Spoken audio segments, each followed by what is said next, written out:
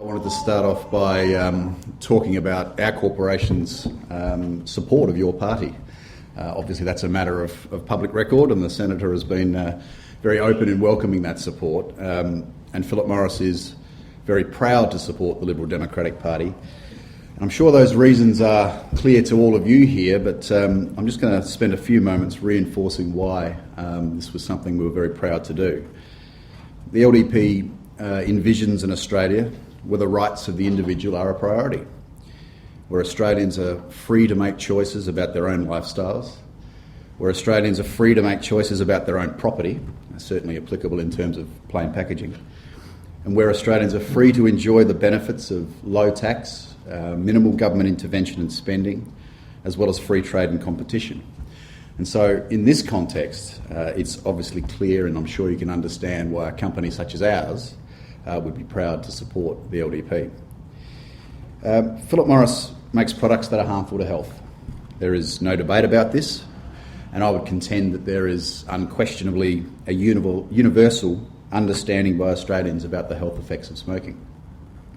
With increased awareness of smoking and health and a shift in community attitudes, smoking rates in this country have been in decline for decades.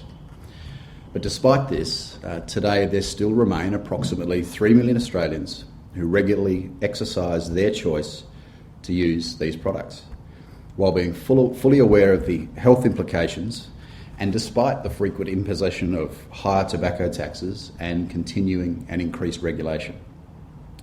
Even though tobacco products are legal, adult consumers are prevented from seeing these products in retail shops, denying them the basic right of choice that consumers should be able to compare competing products to select the ones they prefer. And beyond that, with the plain packaging laws, all legal tobacco products are virtually indistinguishable from one another, because brands, which are basic consumer information that's the cornerstone of Western economies, have been taken by the government. But it doesn't stop there. Once they've purchased a legal product, legal to consume that product, they then face increasing restrictions on where they can actually use it. Well, I think many Australians, including I'm sure many of you in this room, understand indoor smoking bans in offices, restaurants, pubs, public places. There are now increasing calls from a well-funded, organised anti-tobacco industry to try and make it illegal for smokers to use tobacco products in outdoor areas and even in their own homes. Recently, during the Queensland election, we saw calls from anti-tobacco activists to ban smoking on the balconies of apartments from people within those apartments, even if they own that apartment themselves. So if we consider the principles of the LDP, it is clear that the environment faced by smokers in Australia is inconsistent with a vision of a free society that respects individual choice, liberty and personal responsibility under the rule of law. I'm going to take some time now to talk in a bit more detail about three areas of tobacco control policy.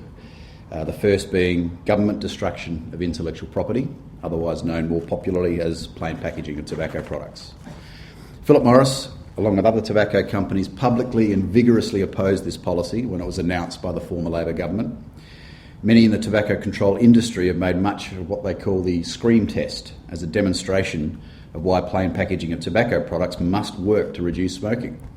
In other words, if the affected industry, in this case our industry, the tobacco industry, is opposed to a particular policy, then that policy must obviously be the right thing to do. I mean, that's a pretty spurious argument, I think all of us would agree. The reason why an industry or a company such as Philip Morris would be opposed to plain packaging is pretty simple. Brands are at the core of our business and have been for decades. They are private property. They send a message about quality and enable consumers to distinguish between competing products. And we have spent many years and a lot of money building up the equity of those brands to help consumers make those free choices. So when they're taken away from us, we have every reason to object. Destroying our intellectual property commoditises the market, removes a core competitive tool, and forces companies to rely significantly on price as a means of attracting market share. Despite the legitimate concerns of the tobacco industry, retailers, consumers, and some, but unfortunately not enough, in politics, tobacco plain packaging became a reality in December 2012. So what's happened since then? It's an unfortunate reflection on the standard of public debate that the anti-tobacco activists rely on single data sources to support their arguments while conveniently ignoring other factors and the broader, more damaging implications of the plain packaging policy. For example, when the Australian Institute of Health and Welfare released its most recent National Drug Strategy Household Survey, which showed that between 2010 and 2013, smoking rates in Australia declined from 15.1% to 12.8%. This single data point was seized upon as clear evidence that plain packaging has been a roaring success. In fact, Simon Chapman, who I'm sure is familiar to many of you, the University of Sydney's School of Public Health, and also one of the chief advocates of plain packaging, would have you believe that that was champagne cork pulling time, his quote. Inconveniently for the anti-tobacco activists, the authors of the survey disagreed with him. On releasing the survey, the Institute's director said plain packaging came in between 2010 and 2013, but it would be a stretch to say this data was a key factor in driving down the smoking rate. So with the actual author of the report making one statement, the anti-tobacco activists on the other side seizing on that data point. The fact is there were various other factors that would likely have had an impact on smoking during that period.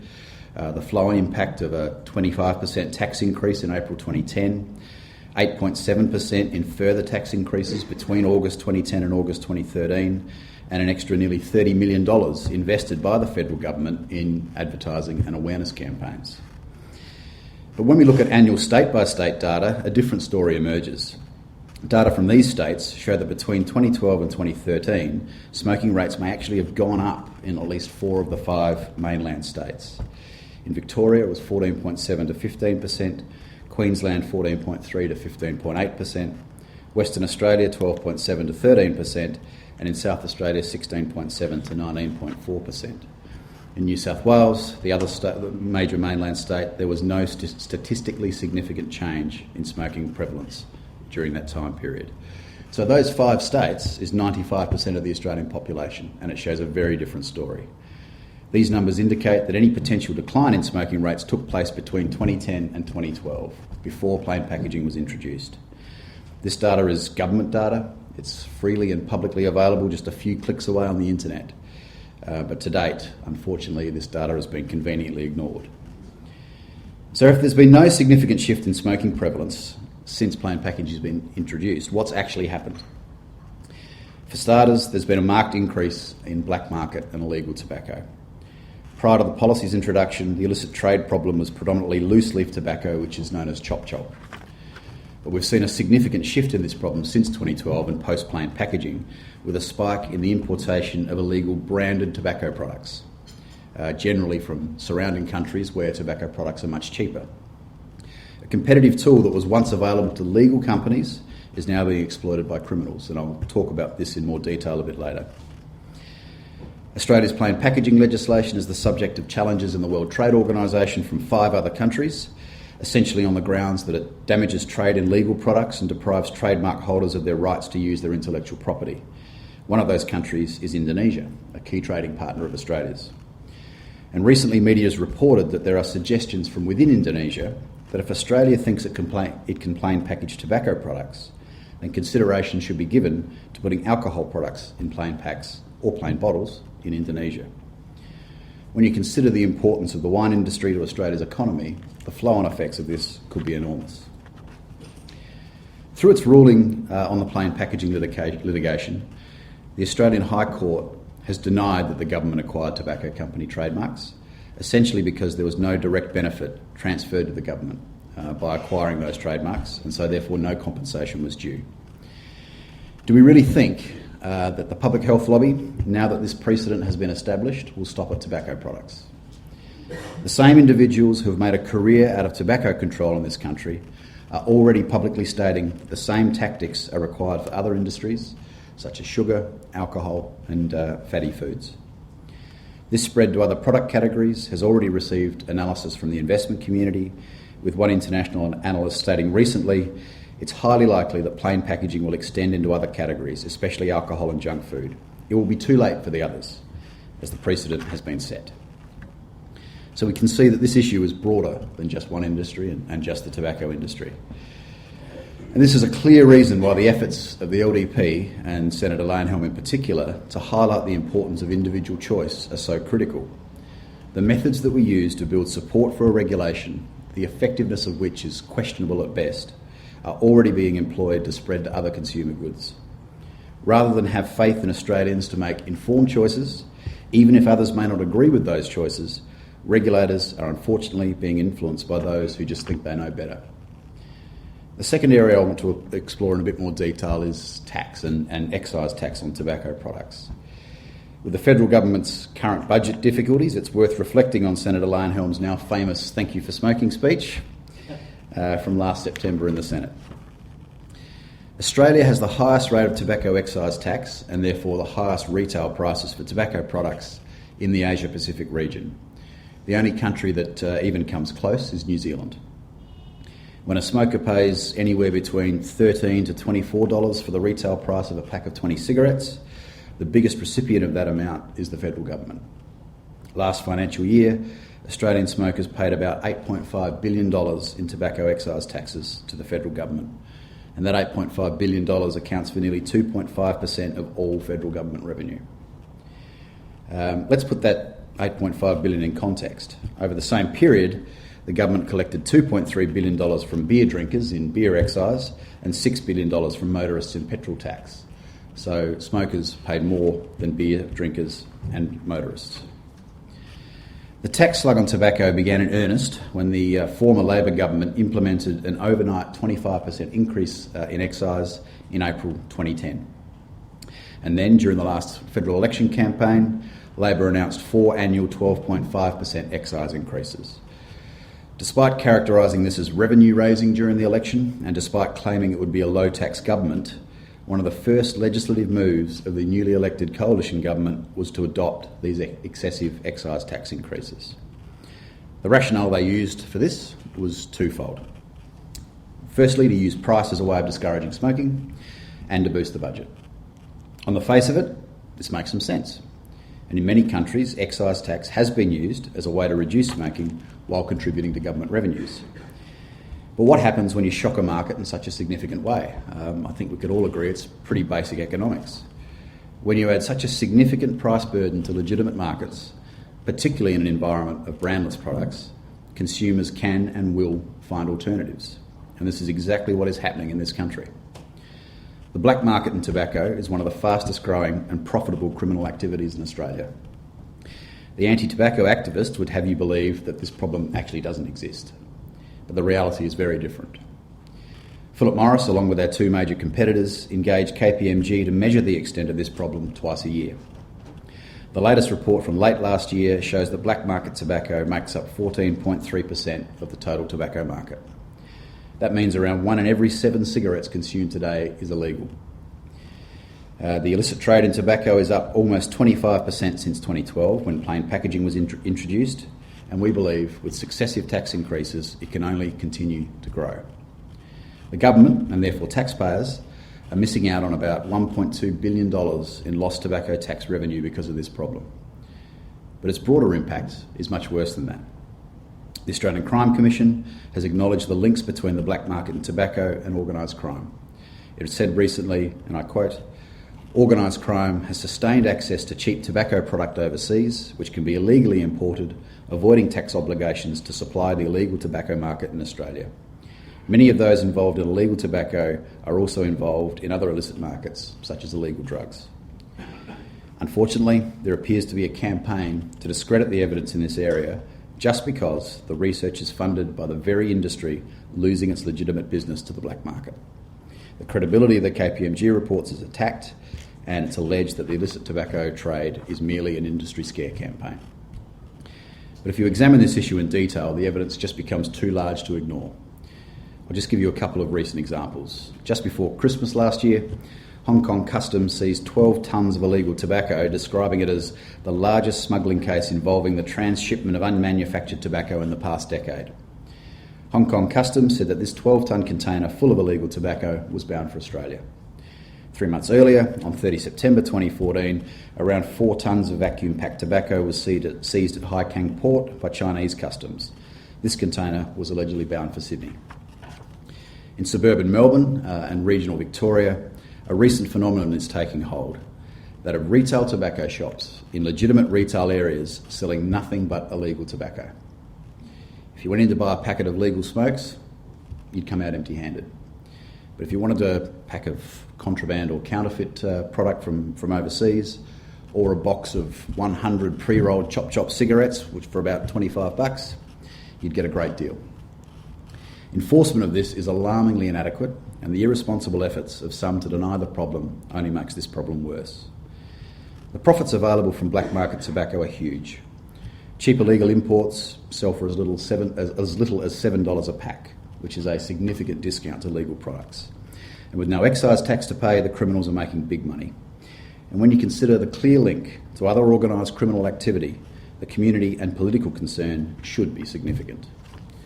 So who loses from this? Obviously taxpayers, who are stuck making up the difference when government needs to fund public services. Legitimate retailers can't compete. Their prices are just way too high compared to the illegal prices, and so many of them are suffering badly.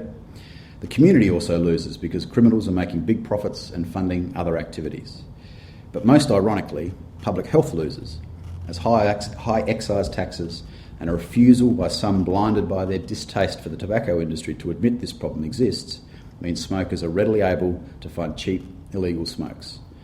Basic economics dictates that there is no public health benefit in a policy that just drives smokers to find cheap products. The last area I want to talk about is to look at the future and the possibility of alternative products to cigarettes that could have the potential to reduce the harm caused by smoking. Product development and research is a priority for Philip Morris and has been for many years. The fact is that smokers are demanding alternative products that provide the satisfaction of smoking while reducing the risks. Not only does this make common sense from a business perspective for us, but these products could also improve public health if they truly reduce risk and are adopted by smokers. But again, this common sense is barely reflected in the approach of the anti-tobacco activists. Rather than have an objective discussion about the potential benefits of these types of products, they advocate for bans and deny smokers the right to choose an alternative product. If we consider for a moment that if a product can be demonstrated through rigorous scientific analysis to deliver nicotine in a satisfying way while significantly reducing the user's exposure to the harmful substances found in tobacco smoke, shouldn't such a product be freely available so that Australian smokers can make an informed choice? Of course there should be rules around how these products are marketed, what claims can be made about their relative health effects, but it's irresponsible to just slam the door on what could prove to be a major benefit to public health. This is a debate we need in this country, free of emotion, free of agendas, so that a path towards reducing the harm caused by tobacco smoking can be assessed and pursued. A key reason why I was so pleased to be with you here today is because the rigour and scrutiny that Senator Layenholm in particular is pursuing in the area of tobacco control policy has far-reaching application. As more and more nanny-statism takes hold in other areas, going back to the fundamentals of objective analysis and public debate about these issues becomes increasingly important. The fact is that tobacco control policy and respect for individual choice are not mutually exclusive. They can coexist. Education campaigns have resulted in universal awareness of the health risks of smoking while allowing adults to make choices about their own lifestyles. Excise tax can be used to contribute to government revenues without being excessive and without creating an environment that provides an enormous competitive advantage to criminals. And regulation can be used to encourage companies like Philip Morris to invest in products that could provide a less risky alternative for smokers rather than prevent innovation in these alternative products that could prove to be of significant benefit to public health. But this takes political courage. This takes a commitment to principles and a commitment to policy based on evidence rather than the advocacy efforts of those who are single-mindedly pursuing an agenda. This is why a party with the principles of the LDP is such a significant part of the current Australian political climate. A commitment to these principles can only be good for regulation across a wide range of areas, not just tobacco, but to the variety of policy areas where informed individual freedom of choice is fundamental. Thank you. I think it's worth mentioning to all of you, just while I've got you all in front of me, the LDP was formed in 2001 in the ACT. The very first issue on which the party campaigned, I wasn't even a member then, was the right to smoke. John Humphreys famously took up smoking for the duration of the campaign in order to attract publicity. And so it's been our issue long before we had any relationship with Philip Morris. I don't even agree with Chris on the it's fair enough to ban smoking indoors issue. I think that's a property right. That's a matter for the property owner to decide. It's not a matter for the government. Anyway, the other thing, it is worthwhile each of you knowing and telling anyone who raises this issue that smoking, free choice about smoking, without approving or disapproving of smoking, has been an issue for us since the party was formed, right at the very beginning. And the other thing is we are talking to the other tobacco companies as well. And when it became public that Philip Morris had donated to the party, the first thing I did was say, yes, but only one of the bastards has donated. It should be the other one. The gentleman over there, I suggested they should all donate much more. And I also, and this was my main point, was to stress that we had changed our policy as a result of Philip Morris's donation. I have admitted that they influenced our position. We went from being very strongly opposed to plain packaging to being totally opposed to plain packaging. And when I did a press conference at which I said that, most journalists are smart and they all just tittered away. There's one or two of them that were so dumb they reported it.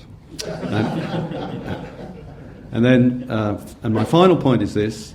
Late last year, one of the other tobacco companies approached us to sort of drum up a bit of publicity for their campaign on illegal tobacco. And what they did was do the rounds of shops in the vicinity of Parliament House, within 5 k's of Parliament House, I think, looking for the kind of illegal products that Chris was talking about, branded, counterfeit and special brands, illegal only brands that were being sold relatively freely, not the plain packaging, that is the legal stuff. They arrived with a carton full of these things, and we held them up for the cameras and tried to make an issue out of them. Some of the media were interested. They turned up and took notes and so forth.